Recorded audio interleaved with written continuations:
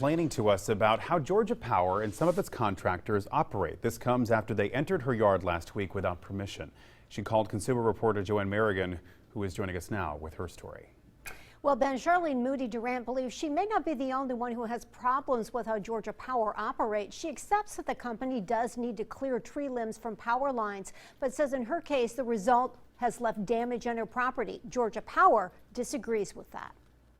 They undid this whole fence. So why would you do that? They undid this fence and came in. And came in. Okay. And I think that's wrong. Charlene Moody Durant says it started last Tuesday morning. Her neighbor called saying contractors for Georgia Power had gone into her backyard. They had no business opening that fence and going back here without permission. She believes she should have been here. It wasn't like that, all on top of my utility house like that. When she got back home, she says a limb from a neighbor's tree was damaging her shed and part of her aging fence. She insists it wasn't like that before. Somebody's got to take the tree off of there and fix my fence. She does say after a call last Wednesday that Georgia Power returned to clean debris from her yard. He did clean that up, and there was debris up there. But my problem is he looked at the fence, and he looked at the tree that was clearly upright before you bothered it. He said that's not his problem.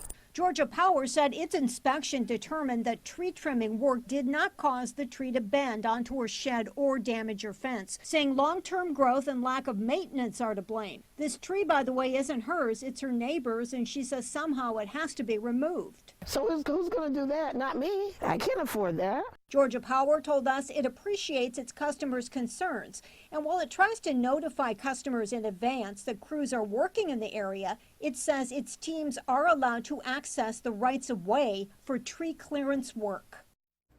The company does say that keeping lines clear is part of its ongoing efforts to prevent power outages. Now, in terms of the right-of-way, Durant Moody again says crews accessed her front yard through a locked gate. And while the company says its work did not cause any permanent damage to her property, she says she has filed a claim with Georgia Power all the same.